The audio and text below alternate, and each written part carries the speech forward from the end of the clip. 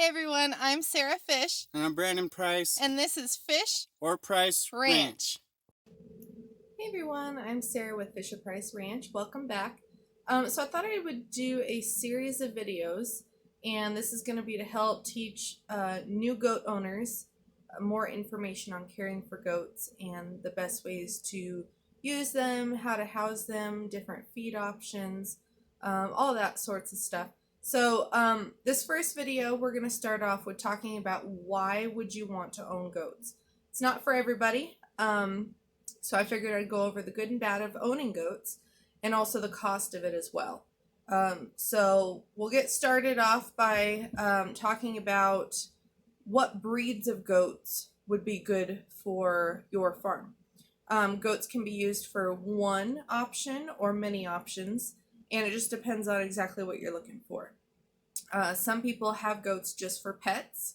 Some have them for milk production. Some have them for meat production. There's also hair, cashmere, or wool. And then pack animals or pulling a cart. Just having them for brush control to clear land. So there's all sorts of different things that you can use goats for. So deciding on what breed would work best for you would have to depend on what you want to use them for. So some of your best options for like a pet breed, most people keep Nigerian Dwarfs because they're smaller goat. They don't take up as much space. To some people, they're easier to handle, and they're more compact. They don't take as much energy as some of the larger breeds of goats.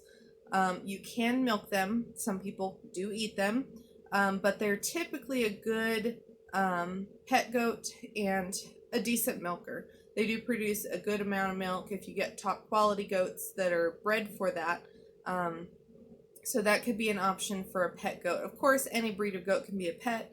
It just depends on exactly what size of goat you're wanting and kind of what you want them to look like. So as far as a milk goat, you have to decide how much milk you're going to want for your family. Are you going to want to use it just to drink milk? Do you want to make any products out of it as far as dairy products or even soaps and lotions and things like that? So you really need to decide how much milk you're going to want to produce. You can buy just a couple of goats and get a lot of milk, like you can do with Saanen goats. They produce a couple of gallons a day. Or you can do like Nigerian Dwarfs, they produce a couple of quarts. And then, you have your in-between breeds. Also, there's a factor in how much cream content you want. Some breeds don't produce very much cream, whereas other breeds will produce a lot of cream. So it just, there's all sorts of different goats that you can milk. Pretty much you can milk any goat. Just depends on exactly what you're looking for. And I always tell people when milking a goat, every goat tastes different. Some people I've talked to said they hate goat milk. It's gross. They can't stand the taste of it. And we'll let them try one of our good milkers that we really enjoy, and they love the milk. So just because you think you don't like goat's milk, it could just be that you didn't like that specific type of goat milk. You definitely have to test every milk that you get from a goat. So anytime we get new milkers in our herd, we will taste test each goat. If we don't like a specific one, we won't milk her. We'll let her dry up after she weans her kids. Or some goats also don't produce enough milk.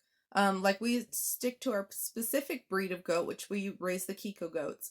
And not all of them are great milkers. They're typically a meat goat. Most people only see them as that. But we do milk our Kikos. And some of them produce quite a bit of milk. And it's a lot tastier than some of the other breeds that I have raised. So any goat can be eaten. Every goat can be a meat goat. It just depends on how much meat you're wanting to get off of your goats. There are specific goats that are meant for meat because they have a heavier meat to bone ratio. Like your dairy breeds that are strictly dairy, their body structure is more slender and they don't have as much muscling on their body as some of the other meat breeds like Boer goats. Most people use Boer goats for a meat goat. We raise the Kiko goats for a meat goat. The bone density of the Kikos is smaller than those of the Boer goats. And they all grow pretty fast. It just depends on what you're feeding them. We'll get to that later. But you can eat any meat goat. Myotonics or fainting goats are another good breed for meat. And so it just depends on how fast of growth you want. To me, in my opinion, I feel that the dairy goats grow slower than the actual meat goats. So, but it also depends on what you feed them. But dairy goats, like I said, have a more slender body compared to a specific meat breed. So they do tend to, it takes longer to get good meat on a dairy goat. But to produce milk goats, you have to breed, which surprisingly, some people don't know that. You cannot get milk without breeding your goat. And to get milk, you need to have babies. Not all of them are quality, and then you can use the boys. You castrate those, and then you can use those as your meat goats. So as far as a pack or a pull goat, the larger breeds are best because they can handle more weight. But any goat can pack. They usually, once they're full grown, they can pack about 25% of their body weight. So of course, the larger goat you have, the more weight that they can pack. The bad side about pack goats, which isn't really bad, you have to let them grow to their full size before you can put weight on their body. Typically about 4 years old is when you can put full weight on a goat. You need to give their body time to completely finish growing. If you pack too soon, you can actually ruin their body structure by putting the weight on their back, and it'll hurt them down the line. So, you know, when doing pack goats, they're going to have to grow for many years before you can use them as pack goats. So the first few years, you're only going to be training them to be following you, going on hikes, things like that. They can carry a water bottle here or there when they're at least a year or two old, but they can't put on full weight until they're at least 4 years old. With pull animals, I've never done that, so I can't really give you much information on that. But I would look into that kind of information. But goats can be used as pulling carts or anything like that, working in the field like a horse would. They just can't do the stronger work. You know, the larger the animal, the more work they can do. The smaller the animal, the less work they can do. So you have to keep that in mind when you're thinking of that option. So certain goats are good for fiber. There's the Angora goats, which produce the curly, woolly hair. And then there's also the cashmere goats. Now, cashmere goats, there's actually 3 specific breeds that produce cashmere.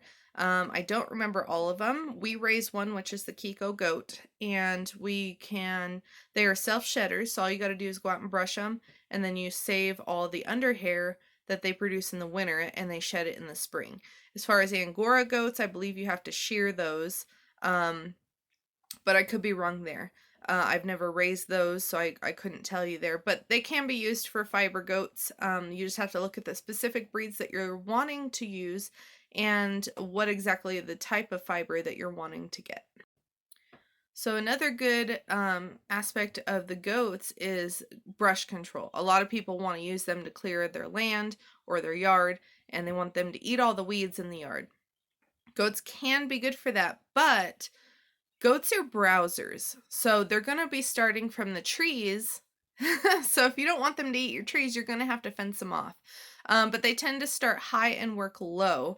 And because they're browsers, they're not going to eat everything. They're actually very picky. It's not like the saying where goats will eat anything, including a tin can.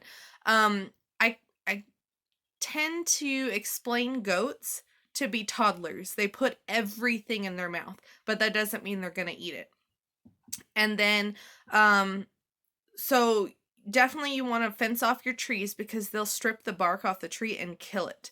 And then they're going to work down to bushes and shrubs and then slowly work down to the grass. So they're not going to eat, the grass is probably not going to be the first thing that they're going to eat. If you want something that's going to eat everything but your trees, I would look more into sheep.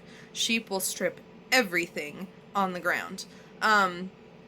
So that's one thing to keep in mind, but you do have to think about what is poisonous to the goats before you put them out on the land to clear it, because if they get into something that they shouldn't have, it can cause them to bloat or even die if they get too sick. So that's just something that you want to think about. Also, they have a chance of getting worms, and so you're gonna have to keep track of that. This is the reason that we breed the Kiko goats. They're a lot more parasite resistant, and so they can handle grazing on land, and then we don't have to deal with the parasite issues. All right, so those are just some of the ideas that you can use your goats for. Now we get down to, do you really want to raise goats? As far as goats go, housing them isn't too difficult. We'll go over that, and then the fencing isn't too hard either. But the feed options, you have so many different options, and it depends on the type of goat you're raising. And then also, this is something that you have to do every day for the entire life of the animal. Doesn't matter the weather.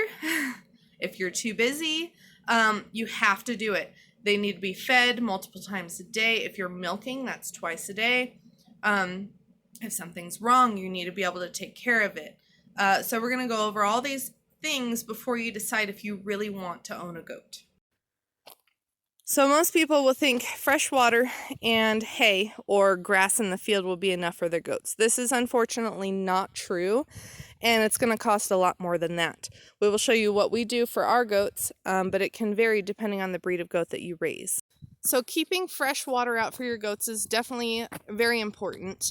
You don't want too much algae in the summertime in your water. We typically clean our stock tanks once a week, and we scrub them out and make sure that they're nice and clean. We don't want the algae to build up and become sludge, because then they're drinking that and this can cause them to get sick.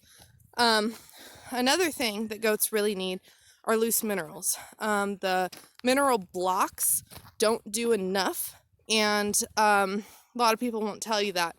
But the blocks, they don't get enough minerals out of them because they only have so many minerals in them. The best thing is to find a goat-friendly mineral that's going to have enough of what they need. When looking for a goat mineral, you want to make sure that it's going to have high copper. Goats need a lot of copper in their body, and it's going to help prevent a lot of problems happening. The blocks just do not have enough copper. The place that I buy my minerals is called Premier One Supply, and you can find them online. And all you got to do is go in the search bar and type in goat mineral. The first thing that pops up is the one that I use. It's a 5-pound bag, and we mix it with 50 pounds of stock salt. And this is going to last 10 goats about a year's supply. This mineral has really improved our goats, and it's the one that we're going to stick with. We've tried all different types, the cheaper ones. Actually, this is the cheapest option. What we thought was cheaper at Tractor Supply, there's the Mana Pro Goat Minerals. They go through it so fast, and it doesn't seem to do enough. It doesn't have quite enough of everything. We still had to give copper pills. So if you're in a copper deficient area, you need to check that out. They may need more copper than what the minerals will have. And then it has so many different other minerals that are really important. So definitely do your research on minerals for goats, because it can definitely save a life. If they don't have enough copper, we've had one that aborted her babies at 3 months along because she was copper deficient. So, and then there's all sorts of other things that they're going to need in their body to help them to stay healthy. So then we come to the hay. You want to feed a nice quality hay. Goats are browsers, like we've said, and they need some type of forage in their body. So we were doing Bermuda hay, and you don't want anything that's going to be moldy. You want to really check over your bale, especially when you open it up. Sometimes it'll look fine on the outside, but when you pop it open, it could be full of mold. We've had that happen to us. So when you're going through your hay, just make sure that there's no mold. Another thing that we've switched to, because out here where we live, we have a lot of wind. There's not a lot of trees out here yet. We're going to be planting a lot of trees to help break up the wind, but the hay blows away in the wind. And so what we've had to do is we still give them their Bermuda. We shove it up under the trees to help prevent it from flying away. But we've also switched to doing alfalfa pellets. We used to do alfalfa hay, but because it would blow away in the wind, the goats weren't getting enough feed. And the pellets just ensures that they're getting enough nutrition in their body and enough calcium to produce milk for their kids. Now, depending on the breed of goat you have, like dairy goats that are known to produce gallons of milk a day, they're going to need a lot more protein and calcium in their body. And so some people will feed a goat feed or a grain, and this will help with the body condition. Just depends on the way you want to raise your goats and how much input you want to put into your goats. A basic feed like what we do, it's going to run us. We have a lot of goats. We have about 75, but we're paying over $1,000 a month to feed these goats. And that's just for the feed, not including minerals, any vet care that they're going to need. We're lucky to have a well, so we have the water that they need without us having to pay for it. But you have to keep that in mind. This is where it gets expensive. Plus the cost of the goat. We'll go over that in a minute. But these goats, they're going to need their food every single day. If you're milking, it's every single day. We don't get vacations. That's not in a farmer's life. So it's something you have to really, really think about if you're going to want to be a farmer. It's not just when you feel like it. If it's snowing and you have 5 feet of snow, they still need fed. They still need water. They still need their minerals. And with goats, they tend to try and kill themselves all the time. So you have to watch for anything. Specific feeders, they'll get a leg caught, break a leg. If the fencing, the holes are too big, they'll get a head caught. They can strangle themselves. A tree, I've had a tree attack a goat. One of the goats went up to eat out of the tree, and when she came down, her hoof went between 2 branches and caught her, and she snapped her leg in half. And so it just seems like they like to try and kill themselves. So having a good veterinarian, which is goat friendly, is really important. It's really difficult to find a vet that is actually expertise is in goats. They're hard to come by. So like us, we don't have a goat vet. We have a vet that takes care of our animals and will help us with questions on our goats, but they don't know a lot. So it's more of a trial and error, unfortunately. Luckily, we've been in goats for many years and we've learned to do most of the care ourselves. But it takes a lot of work, a lot of research, and a lot of practice and trial and error, unfortunately, on the goats to be able to make sure they have enough care for what they need. And I don't know about you, but taking a goat to the vet is expensive. So you have to keep that in mind as well. But they're going to need the care no matter what. So the cost of owning goats can become really high. When you're purchasing goats, you want to make sure that they're disease free. Buy from farmers that test for disease. If you don't, you can learn like I did. I bought cheap goats and then learned the hard way. I ended up having to butcher my entire herd because they got diseases. And it can be a very difficult lesson to learn. So when looking to purchase a goat, you have to take a lot of factors into effect. Of course, we have already gone over what type you want, what do you want the goat for, how to take care of them, how to feed them, the cost of all that. Now, when actually purchasing a goat, you need to look at who you want to buy from. You definitely want to buy from a reputable breeder. Look for reviews. Make sure that they're they have good comments and good reviews, because you don't want to just buy from anybody random. Some people, unfortunately, are out there just for the money, and they don't care about the goats. I guess that's really in anything in life, so definitely do your homework on that. Like I said with disease testing, that is very important. There's many common diseases in goats, and once they hit your herd, it spreads like wildfire. They're not treatable in the goats, and it's something that they'll live with their entire life. Some of the diseases will take them over, their body over real quick, and they'll die soon. You don't want them to suffer, and you definitely don't want to risk your entire herd that you may have worked so hard for because you got a good deal on a goat or whatever. That's why I always make sure any new animal that comes onto our farm, we quarantine it. It's in a small pen away from the entire herd, at least 50 feet away or more, and they're in there until disease testing comes back and they're all negative. If they're positive, they immediately get butchered, and now I have a pen that I'm going to have to sanitize and hope that nobody else will catch anything from that pen. Some of the diseases that they have is kind of like parvo in dogs. It will sit in the ground for years, so it's really hard to get rid of if you're not careful. And then once it's spread through your herd, you're going to have to completely start over. All that money lost. So it's really, really important to make sure that you're disease testing these animals before they come onto your farm. So another thing you want to look into when purchasing an animal in general is how are they being raised? Is it exactly how you want to raise them? Because changing them, how they're being raised completely, can hurt the animal. As far as like feed goes, is the goat being fed all this grain? You can acclimate those to a grass-fed, no problem. But the other way around can be more difficult. Like us, we raise ours as grass-fed.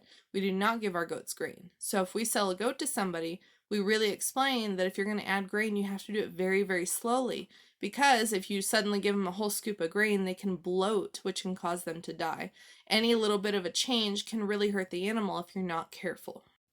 So we typically tell people to make sure that you're going to buy goats from people that already are raising them similar to how you want to raise them. It'll just make the transition for the goat a lot smoother. Another thing is you want to check the animal from head to toe. Make sure that it has exactly everything that you're looking for. There can be faults on the goat that even the breeder doesn't realize. I've had that happen, and I've had it happen to me. You don't realize something until later, and then it could be an upsetting factor, and maybe you didn't want the goat because of it. You want to make sure that their hooves look good. You don't want anything that's overgrown. Make sure that their FOMACHA score, which is the color of their eyelid next to their eye, and you want to make sure that that's nice and red. You don't want anything that's white or pale, because that means the goat is sick. You want to check the nose. You don't want anything running. You don't want any scabs around the nose or the mouth or the eyes. That could be another disease. Make sure that if you're having dairy goats, you want 1x1 teats. You don't want any extra kickers or extra teats, because that could cause problems later. There's just so many factors that you want to look into when you're looking over the goat. Also, another thing a friend of mine has dealt with is, do you want the goat friendly? Don't purchase a goat unless it's exactly what you want. She had somebody that came out and purchased goats, and then after they took them home, they were upset because the goats were not friendly. Well, you should have realized that when you went to see them first. So don't take something if you're not exactly 100% sure that this is something that you want, because you can hurt the goat by moving it around too much, and it's going to have all the stress of moving to a new place, then maybe going back, or you're reselling to somebody else and they just go through a lot of stress. You want that to be as smooth as possible. Well, I hope you guys enjoyed this first video. I hope it really puts a little bit of perspective on raising goats, and make sure it's something that you really want to do. It can cost a lot of money to get into it and then realize it's something you don't want to do. And then the animals can suffer from it. So just make sure 100% that this is something that you really want to do. You want to spend all that time and the money to have these goats and, get to really enjoy them. It is worth it to me to have these goats on the farm. We really enjoy them. It's definitely a lifestyle. It is not a pet. As far as, a dog, they can be pretty easy. Cats can be easy. You put out food and water, make sure they can go to the bathroom. They're good. This is different. These are livestock. It's a way of life. It's not just something that you can have hanging around just for fun. So, definitely look for our next video. So our next video is going to be more about how we're actually housing the animals, all the fencing for our goats, and the different housings that we use for our goats. So that'll be most of the general for the next video. So keep that in mind. We'll hopefully have that out here again soon. Thank you guys so much for watching.